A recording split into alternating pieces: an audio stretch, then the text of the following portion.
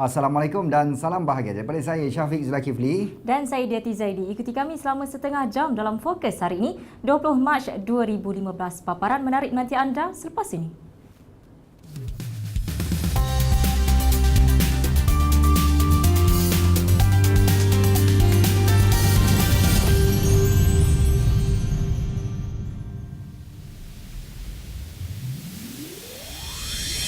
Utama fokus hari ini 20 Mac 2015.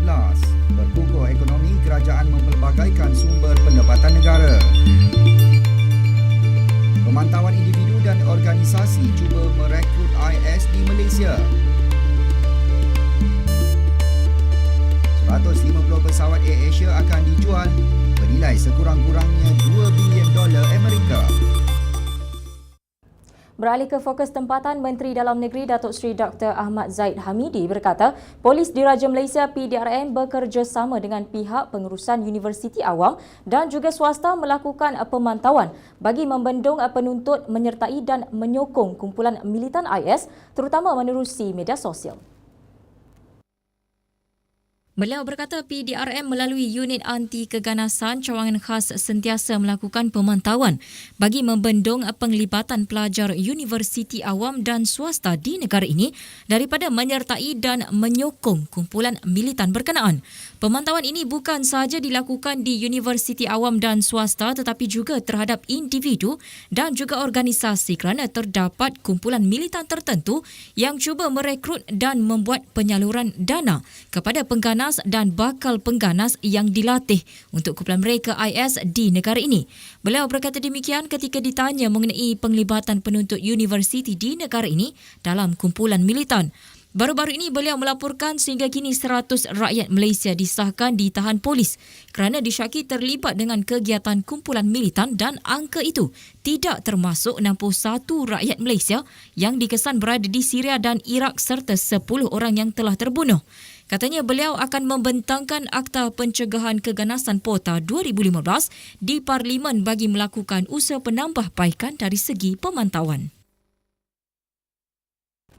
Tentera Laut dari 10 negara hari ini memulakan eksersis keselamatan maritim multinasional bersempena Pameran Maritim dan Udara Antarabangsa Langkawi 5 2015. 19 kapal pelbagai jenis digunakan oleh Tentera Laut Brunei Darussalam, India, Indonesia, Malaysia, Myanmar, Pakistan, Singapura, Thailand, Korea Selatan dan Amerika Syarikat dalam eksersis tersebut.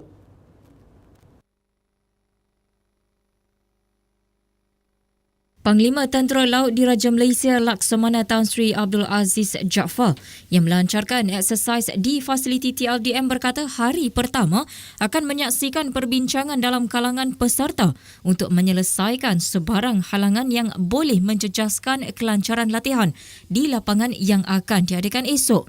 Beliau berkata acara itu adalah penting dan bersejarah kerana ini adalah kali pertama diadakan sebagai sebahagian daripada aktiviti 5. Pada perkembangan berbeza, Panglima Angkatan Tentera ke-19 Jeneral Tan Sri Datuk Sri Muhammad Shahrum Nordin turut memberi ulasan mengenai peranan 5 sebagai platform kepada industri pertahanan negara. 5 ni sebenarnya pada pandangan saya adalah satu platform yang amat sesuai untuk kita memperluaskan keupayaan kita di dalam mendukung peranan kita sebagai industri pertahanan negara.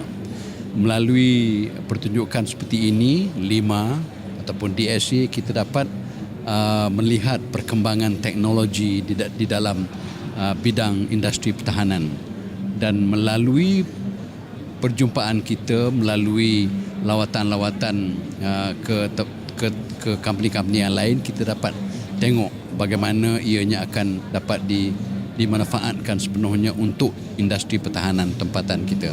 Tambah beliau, ini terbukti dengan kehadiran ramai Panglima Angkatan Tentera daripada negara lain. Ramai pelawat yang terdiri daripada Panglima-Panglima Angkatan Tentera negara-negara sahabat ASEAN dan juga Panglima-Panglima Angkatan Tentera daripada negara-negara lain datang dan melihat apakah aspek-aspek pengeluaran kita yang mereka boleh dapat manfaat bersama melalui collaboration, melalui joint production dan melalui joint venture.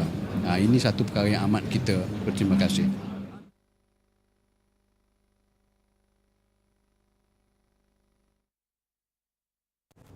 Kawasan Keselamatan Khas Pantai Timur Sabah Eskom melancarkan kajian populasi masyarakat Palau di 3 pulau di daerah sempurna selama 3 hari bermula semalam. Pengarah bahagian tindakan awam Eskom Wan Muhammad Khalid Wan Kamal berkata, operasi kajian yang dilaksanakan dengan kerjasama pelbagai agensi kerajaan negeri dan juga persekutuan termasuk Jabatan Perangkaan dan Pejabat Daerah Sempurna itu melibatkan 69 petugas serta pembanci.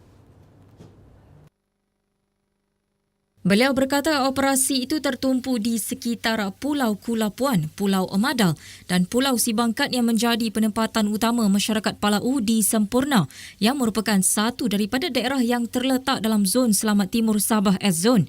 Menerusi kenyataan itu, beliau berharap masyarakat di sekitar pulau-pulau berkenaan memberi kerjasama sepenuhnya kepada pembanci kerana semua yang dilantik adalah dalam kalangan warga tempatan yang boleh bertutur dalam bahasa Bajau.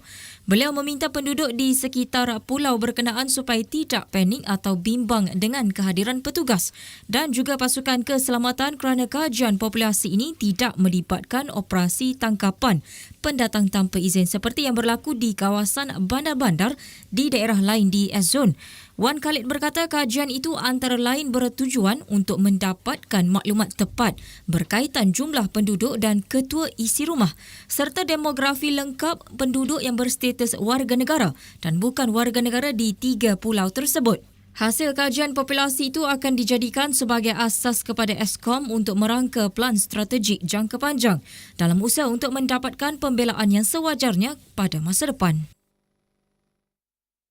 Presiden MIC Datuk Seri G. Palanivel serta beberapa pemimpinnya berjaya mendapatkan kebenaran untuk semakan kehakiman bagi mencabar tindakan dan keputusan pendaftar Pertubuhan ROS berhubung pemilihan semula parti tersebut. Hakim Mahkamah Tinggi Datuk Asmabi Muhammad membenarkan permohonan kebenaran itu selepas menolak bantahan awal ROS. Peguam Kanan Persekutuan Suzana Atan memberitahu Hakim Asmabi turut menetapkan 2 April untuk mendengar hujahan kedua-dua pihak bagi permohonan penangguhan pelaksanaan keputusan ROS sehingga semakan kehakiman diputuskan. Permohonan pertama difailkan pada 23 Februari oleh anggota Jawatankuasa Kerja Pusat CWC MIC AK Ramalingam 47 yang menamakan ROS dan ketua pengarahnya Muhammad Razin Abdullah sebagai responden.